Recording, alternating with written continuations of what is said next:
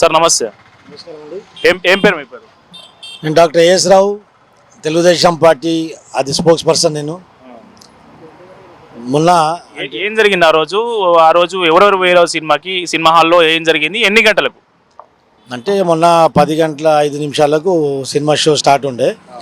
ఆ రోజు మా కుటుంబ సభ్యులతో సహా అక్కడికి వెళ్ళాము. వెళ్ళిన తర్వాత G1234 అనేది మా సీట్ నెంబర్స్. ఎఫ్ రోలో ఇంకో ముస్లిం ఫ్యామిలీ కూర్చుంది. దాంట్లో ఒక మా వెనుకలో ఒక భార్యాభర్తలు, 2 పిల్లలు, చిన్న పిల్లలు వాళ్ళు. అంటే ఆ పిక్చర్స్కి 18 సంవత్సరాల కింద ఉన్న వాళ్ళకు ఆ పిక్చర్కి అలౌడ్ లేదు.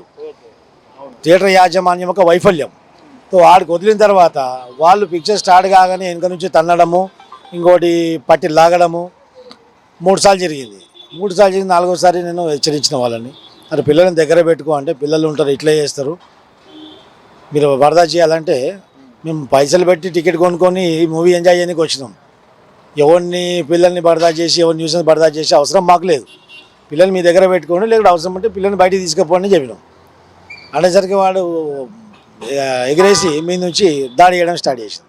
దాడి చేసి నన్ను నూకగానే నా కాలు పోయి కింద చైర్ సందులో ఇరుక్కుంది. తర్వాత మా కుటుంబ సభ్యులపైన అతన్ని చూసి ఇప్పుడు ఎట్లుందంటే, ఒక టోపీ పెట్టుకొని బురకా వేసుకొని వస్తే ఆ తప్పు చేసినా తప్పు చేయకున్నా ఆ సామాజిక వర్గం వాళ్ళందరూ కలిసి అతను సపోర్ట్గా దిగుతారు. ఇది అనునిత్యం ఎక్కడ ఇన్సిడెంట్ జరిగినా ఇదే జరుగుతుంది. అదే జరిగింది. దాదాపు 50-60 మంది కుక్కల్లో పందులు పడ్డట్టు మీద పడి దాడి చేయడం జరిగింది. దాంట్లో సినిమా హాల్లోనే మన వర్గములు, హిందూ వర్గం అంతా కూడా ప్రేక్షక పాత్ర వహిస్తున్నారు.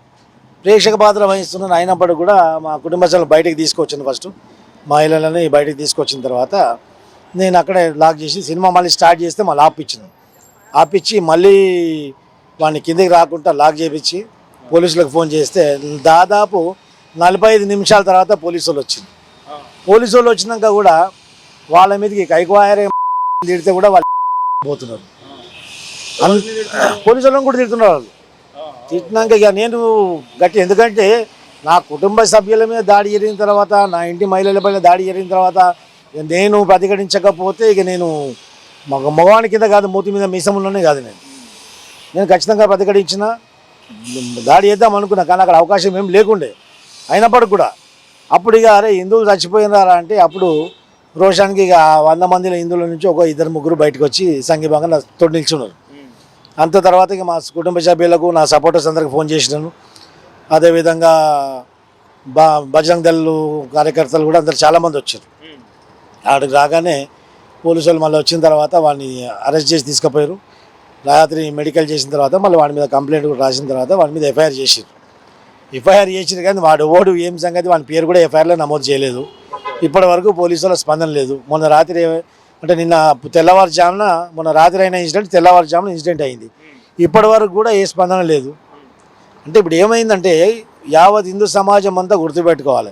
ఒకప్పుడు రజాకారులు ఇదే విధంగా మహిళలపైన, పిల్లలపైన అఘాయిత్యాలు చేస్తుంటే ఆ అఘాయిత్యాల నుంచి కాపాడుకోవడం గురించి వాళ్ళు ముస్లింగా మారారు. కుటుంబాలను కాపాడడం కొరకు, ఏదో లాభాపేక్షకు కాదు. ఈరోజు అదే పరిస్థితి తీసుకొస్తున్నారు. హిందువులలో చైతన్యం రాకపోతే, హిందువులకు సిగ్గు రాకపోతే, నేను ముస్లింలను చంపమని అంటలేను, నేను ముస్లిం కొట్టమని అంటలేను. న్యాయం ఎట్టుంటే అటు పక్క నిల్చోండి. కాకపోతే ఒక హిందువులు అన్నవాడు ప్రతిఘటించకపోతే రేపు భవిష్యత్ అనేది భార్య పిల్లలు తీసుకొని సమాజంలో తిరిగే స్వేచ్ఛ ఉండదు. ఒక హిందువు కూడా హిందువు అని చెప్పుకొని తిరిగే పరిస్థితి ఉండదు. ఈ పరిస్థితి చాలా ప్రమాదకరంగా మారుతుంది. ఎందుకంటే జనాభా పరంగా చూసినా కానీ వాళ్ళు ఈరోజు 3 పెళ్ళిళ్ళు, 15 మంది పిల్లలు కంటున్నారు. మనం ఒకరిద్దరికి ఆపేస్తున్నాం. ఈరోజు 25 లక్షలు ఉన్న వాళ్ళు రేపు 75 లక్షలు అయిపోయిన తర్వాత మనం ఏం చేయగలుగుతాం? భారతదేశానికి హిందువులకు భారతదేశం మూలం. ఈ మూలాన్ని మనం కోల్పోతాం. అనేక దేశాలు ఇట్లా జరిగినాయి. ఈ ప్రమాదాన్ని తెలుసుకొని హిందువులు ప్రతిఘటించి ఐక్యమై, ఎక్కడ హిందూకేమో హానికరం జరిగినా ఖచ్చితంగా అక్కడ సంఘీభావంగా నిల్చోవాలి. తప్పు జరిగితే ఖండించండి. కాకపోతే ఘటనా స్థలంలో అవాంఛనీయ సంఘటనలు జరగకుండా మన హిందువులను కాపాడే విధంగా అందరి మదిలో ఒక మైండ్ సెట్ క్రియేట్ కావాలి. ఐకమత్యం రావాలి. హిందువులను కాపాడాలి, ఈ యొక్క భారతదేశం హిందూ మూలాలను కాపాడాలని చెప్పేసి ప్రతి ఒక్కరు కూడా ప్రతి పౌరుడు కూడా బాధ్యతగా భావించిన రోజే భారతదేశంలో హిందూయిజం అనేది ఉంటుంది. లేకుంటే ఒక దశాబ్ద కాలంలో ఖచ్చితంగా ఇది ముస్లిం రాజ్యం అయిపోతుంది. కర్మగాలి ఆ కాంగ్రెస్ పోయింది, నరేంద్ర మోదీ గారు ఉండరు కాబట్టి ఈరోజు హిందూగా చెప్పుకుంటున్నాం. ఒకవేళ నరేంద్ర మోదీ ప్రధానమంత్రి కాకపోయింటే ఇట్లా ఇప్పటికే అందరం ముస్లింగా మారేది. అంత ప్రమాదకరంగా ఉంది. ఈ యొక్క సెక్యులర్ సన్నాసులతో ఇంకా చాలా ప్రమాదం ఉంది ఈరోజు. ఇంకనైనా హిందువులు బుద్ధి తెచ్చుకొని ఏకమై ఒకతాటిపై ఉండి ముందుకెళ్తే భారతదేశాన్ని కాపాడుతాం, లేకుంటే మాత్రం చేజారిపోయే పరిస్థితి. ఇప్పుడు మనకు గుడుల మీద దాడులు జరుగుతున్నప్పుడు కావచ్చు, ఏదైనా సంఘటన జరిగినప్పుడు చాలా మంది హిందువులు వేల సంఖ్యలో వందల సంఖ్యలో వచ్చి అక్కడికి వచ్చి నినాదాలు చేస్తున్న పరిస్థితి. సో ఇట్లాంటి ఇన్సిడెంట్లు జరుగుతున్నప్పుడు ఎవరు ఎందుకు స్పందించట్లేదు, అంటే అక్కడ ఉన్న వాళ్ళు హిందువులు కూడా ఎందుకు స్పందించట్లేదు, ఎక్కడ లోపం జరుగుతా ఉంది? ఇందులో ఒక ఐక్యత, ఎందుకంటే రాజకీయ ప్రమేయం, రాజకీయ పార్టీల ప్రమేయం ఈ యొక్క మతాన్ని వాడుకుంటుంది. అంటే మతాన్ని వాడుకుంటుంది రాజకీయం. ఒక పార్టీ హిందూయిజం కనేసి ఇప్పుడు మా లోపల హిందువుల పట్ల హిందూయిజం పట్ల అభిమానం ఉన్నప్పటికి కూడా, బాధ ఉన్నప్పుడు, ఆక్రోషం ఉన్నప్పుడు కూడా బయటకు వస్తే ఆ వ్యక్తి కాంగ్రెస్లో పనిచేస్తున్నవాడైతే నేను పోయి ఈ గుడి గురించి నేను మాట్లాడితే నన్ను బీజేపీ వాళ్ళు అనుకుంటారేమో, నాకు రాజకీయ అవకాశం రావేమో అని చెప్పేసి ఈ రాజకీయ ప్రభావం వల్ల ఇలా మదిలో లోపల ఉన్నా కానీ ఆ ఆవేశాన్ని దాచిపెట్టుకునే పరిస్థితి ఈరోజు వచ్చింది. ఏది ఏమైనప్పుడు కూడా రాజకీయం పక్కకు పెట్టి ఈ యొక్క మతాన్ని, ఈ యొక్క కాషాయాన్ని మనం కాపాడేవలసిన అవసరం ఈరోజు ఉంది. ఇప్పటికైనా కళ్ళు తెరవాలి, కళ్ళు తెరిచి ముందుకెళ్తే బాగుంటుంది. అంటే మీరు ఆ రోజు దాడి జరిగిన తర్వాత హిందూ సంఘాల నుంచి కావచ్చు, బజరంగ దళ నుంచి కావచ్చు, ఎట్లాంటి మద్దతు మీకు లభించింది? ముఖ్యంగా బజరంగ దళ నుంచి, హిందూ సంఘాల నుంచి చాలా స్పందన వచ్చింది. చాలామంది యువకులు, దాదాపు 200 మంది యువకులు రాత్రి 3 గంటల వరకు నా వెంబడి ఉన్నారు. 200 మంది తగ్గకుండా.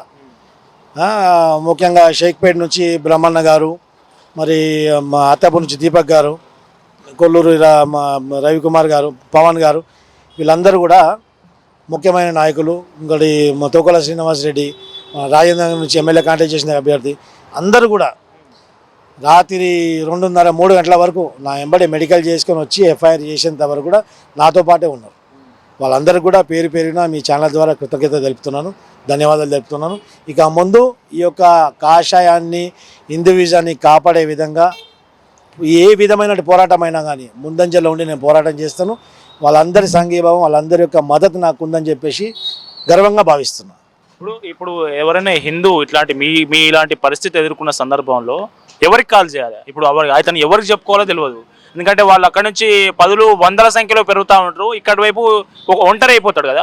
అట్లాంటి సందర్భంలో ఎవరికి కాల్ చేస్తే బాగుంటుంది? మీరు ఆ రోజు ఎదుర్కొన్న సిచ్యువేషన్లో ఎవరికి కాల్ చేయాలనిపించింది? ఫస్ట్ ఎవరికి కాల్ చేయాలంటే, హిందూ అనేవాడు యువకులందరూ ఏం చేయాలంటే, మన దగ్గర ఉన్నటువంటి గుడులు, దీనికి ఒక పాలసీ ప్రిపరేషన్ చాలా ఇంపార్టెంట్.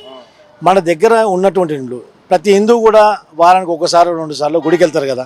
ఆ గుడిలో ఉన్నటువంటి వచ్చేటువంటి యువకులందరూ కూడా ఒక నంబర్ తీసుకుని ఒక వాట్సాప్ గ్రూప్ క్రియేట్ చేసుకోవాలి. ప్రతి గుడిలో వచ్చేటువంటి హిందువులు, మహిళలు కానివ్వండి, వృద్ధులు కానివ్వండి, యువకులు కానివ్వండి, ఒక గ్రూప్ క్రియేట్ చేసుకోవాలి. ఆ గ్రూప్లో ఉన్నటువంటి వ్యక్తికి ఏ సమస్య వచ్చినా మళ్ళీ ఆ గ్రూప్లో మెసేజ్ పెడితే అందరూ ప్రతిఘటించారు. కాకపోతే సపోజ్ గ్రూప్లో ఒక 100 మంది ఉంటారండి, ఈ మెసేజ్ పెట్టి మనోడికి ఇబ్బంది జరుగుతుంటే ఒక 10 మంది అని వస్తారు. అలా ప్రతి బస్తీలో కూడా ఇలా గ్రూప్ క్రియేట్ కావాలి. అప్పుడే మనం ఐకమత్యం వస్తాం. మన బస్తీలో వచ్చి ఎవరైనా హిందువుల మీద అఘాయిత్యం చేస్తుంటే ఒక గ్రూప్లో మెసేజ్ వస్తే నిమిషాల మీద. నిన్న జరిగింది అదే. ఎందుకంటే ఈ కార్యకర్తలలో గ్రూప్ అనేది ఉన్నదనమాట.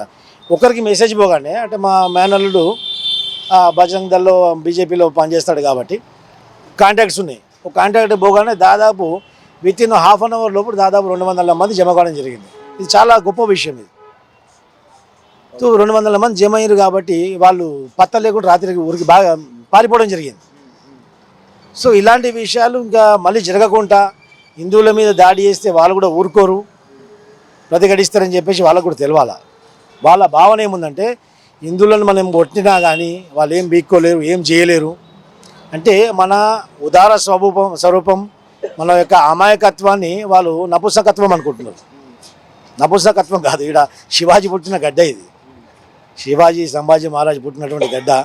ఎవడు ఉరుకోడు. ఎందుకంటే మనం న్యాయం పక్షం ఉంటాం, మానవతా కోణంలో మనం ఆలోచిస్తాం కాబట్టి హిందువులు ఒక అమాయకుల్లో కనిపిస్తారు. కానీ అవసరం వస్తే హిందువుల కంటే క్రూరంగా ఇంకెవరు మారలేరు. అది చరిత్ర కూడా తిరగేస్తే అందరికీ తెలుస్తుంది. ఎవ్వరు ఏం చేసినా ఈరోజు మీ ఛానల్ ద్వారా యువకులకు అందరూ చెప్తున్నా, మీ బస్తీలలో మీ ఉన్నటువంటి చుట్టుముట్టు దేవాలయాల్లో ఎంతమంది వస్తారో అంతమందికి ఒక గ్రూప్ క్రియేట్ చేయండి. మీ బస్తీలో కానీ పక్క బస్తీలో కానీ ఎక్కడైనా కానీ ఈ గ్రూప్ ద్వారా మీకు ఏమైనా అన్యాయం జరిగినా ఏమైనా ఇష్యూ జరిగినా ఇమ్మీడియట్లీ స్పందించే అవకాశం ఉంటుంది. ఇదొక వినూత్నమైనటువంటి కార్యక్రమం. దీని అందరూ కూడా ముందుకు తీసుకుపోవాలి. ప్రతి బస్తీలో ఉన్నటువంటి గుళ్ళు మందిరాలలో వచ్చే భక్తులందరికీ ఒక గ్రూప్ చేసుకుంటే, యువకులందరూ గ్రూప్ చేసుకుంటే ఏ సమస్య వచ్చినా ఇమ్మీడియట్ నిమిషాల మీద రాష్ట్రమంతా పాకిపోతుంది. ఈ విధంగా అనేక కార్యక్రమాలు చేసుకుంటూ ముందుకెళ్తే రేపు మనం భవిష్యత్తులో మనం ఒక హిందువులుగానే మిగిలిపోతాం.